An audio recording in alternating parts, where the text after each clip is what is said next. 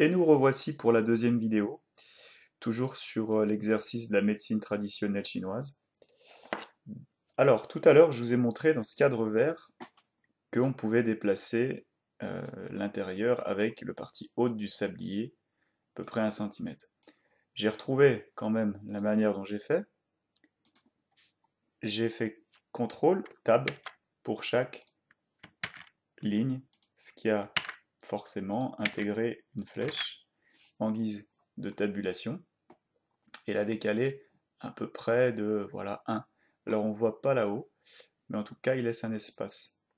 Ce que j'ai aussi oublié de faire, c'est l'interligne de 1,5 ici et l'interligne de 1,5 ici. Voilà. Moi aussi je peux faire des erreurs, c'est pas grave. La, la priorité c'est de bien vérifier. Voilà, 1,15 et là je suis bien à 1,15. Ok. Qu'a priori je suis pas mal comme ça. J'ai bien une ligne sautée ici et une ligne sautée ici. Alors oui, là, vous voyez que la marque, elle est au centre sur le document de droite.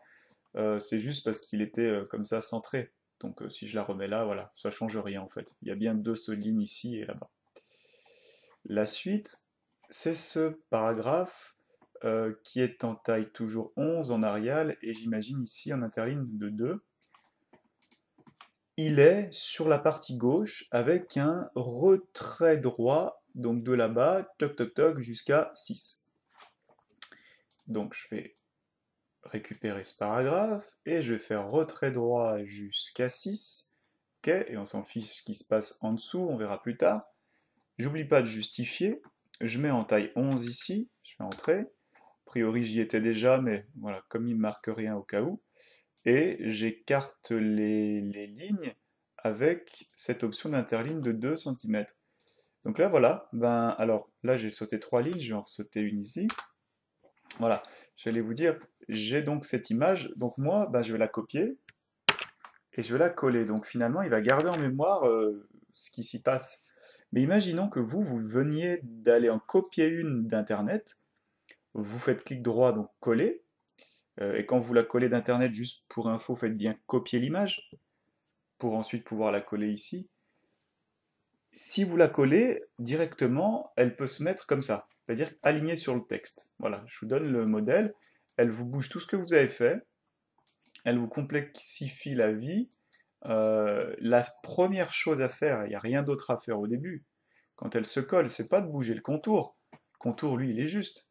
Le problème, c'est l'image, donc il faut rester sur l'image, faire clic droit, et là, vous mettez devant le texte directement. Directement, c'est la première chose à faire. Rien d'autre. Une fois que vous avez fait ça, vous vérifiez la taille, donc 808, 808. Donc comme je vous ai dit, hein, vous allez ici pour décocher proportion et proportionnel, voilà, pour que vous puissiez mettre les deux mêmes mesures. On ajoute un cadre autour, donc ça vous savez faire en allant dans les effets, dans les, voilà, dans les effets. Alors comme j'ai le 2010, là on n'a pas les mêmes peut-être, donc je vous laisserai trouver. Et ce cadre-là, il est approximativement à cette hauteur-là et à environ 16 cm. Voilà. Donc approximativement, comme j'ai pas de détails de règles, je vais le mettre ici. J'observe par la suite que j'ai plus rien sur cette page. Alors on va le mettre là pour que vous voyez. J'ai trois espaces plus un saut de ligne. Donc à partir de là, 1, 2, 3. Pour faire le saut de ligne, je vous invite soit à faire mise en page. Ici, vous avez insérer un saut de page, voilà, page, insertion, saut de page, ou alors contrôle entrée. Moi, je vais faire ici contrôle entrée, contrôle plus, donc c'était RL, hein, plus entrée. Alors du coup, il m'a mangé la ligne, c'est pas grave, je refais entrer au-dessus. Et pour l'instant, je suis pas mal hein, sur cette première mise en forme de première page. Si j'ai oublié des choses, n'hésitez pas à me le faire remarquer surtout. Voilà, donc j'arrive sur la seconde page. Alors j'ai un saut de ligne ici qui vient de la ligne du haut, donc je me mets devant et je fais supr avec le clavier. On me dit la chose suivante. Arial 14, cette fois en gras avec une trame de fond. Donc sélection, Arial 14 en gras. Et la trame de fond, alors j'ai pas donné exactement le code couleur, mais mettez la première et puis ça ira très bien.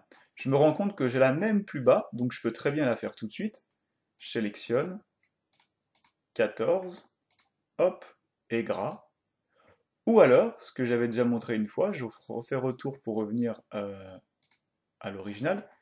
Je sélectionne ce modèle, je clique une fois gauche sur le pinceau, je déplace mon pinceau devant le L de l'acupuncture, je clique gauche, je sélectionne toute la ligne, et je relâche, et il m'a fait exactement la même mise en forme. Voilà, vous avez les deux options, vous pouvez essayer les deux. Donc là, j'observe toujours taille 11, avec des puces cette fois-ci, on verra exactement à quel moment. Un saut de ligne ici, donc on le voit ici, le saut de ligne, plus un autre ici. Donc entrée, voilà. Et ce que je voulais vous dire par rapport aux puces, c'est que vous n'êtes pas obligé de faire ligne par ligne. En fait, chaque puce va s'intégrer à chaque début de paragraphe. C'est-à-dire, quand je vais tout sélectionner comme ceci jusqu'à émotion, j'ai 1, 2, 3, 4, 5, 6 sauts de ligne, donc je dois avoir 6 puces. 1, 2, 3, 4, 5 et 6. C'est-à-dire qu'elles se placent automatiquement. A priori, elles sont bien. Si vos puces se décalent, ben regardez ici au niveau du sablier si vous êtes bien au bon endroit. Donc c'est par là qu'on peut recaler, décaler. Et ensuite, je pense que je terminerai par ça sur cette vidéo. Je vais voir. Ouais, peut-être. On va voir. Vous avez la suite ici. Donc là, on nous dit italique 12 et on a, semble-t-il, des bordures. Et on a un décalage à 4 du retrait gauche et à 13. Alors, on va faire dans l'ordre pour rien oublier.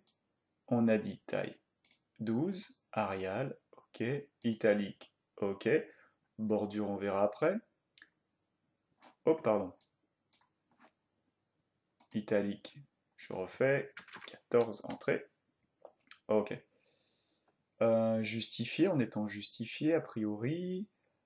Là, le sablier, bon, c'est un peu familier comme langage, mais vous avez compris, le retrait gauche, vous le décalez à 4 cm, donc il y a 4 cm d'écart, et ici, vous le décalez à 13, voilà.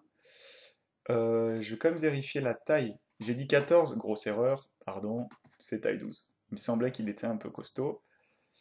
Voilà, une fois que j'ai ça, je retourne dans bordure et trame. Je choisis une bordure double. Alors lui, oui, automatiquement, il nous l'a fait partout. Je décoche le haut et le bas. Là, cette fois-ci, je vais bien dans couleur. Je vais prendre, voilà, à peu près ça. Là aussi, il n'y a pas de code couleur obligatoire. Je fais OK. Et me voilà bien sur cet encadré-là. Alors, il y a une petite faute d'orthographe. Je ne sais pas pourquoi. Voilà, je vais la corriger.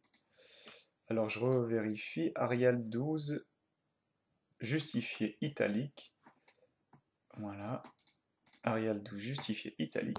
Ça m'a l'air pas trop mal pour cette partie-là. Je vous dis à tout de suite pour la troisième et à mon avis, la dernière partie qui concernera l'insertion d'images dans un texte et, si je ne me trompe pas, les taquets de tabulation assez brefs, plus la suite, vous allez voir, l'insertion d'images et des sources, bien entendu. A tout de suite pour la prochaine vidéo.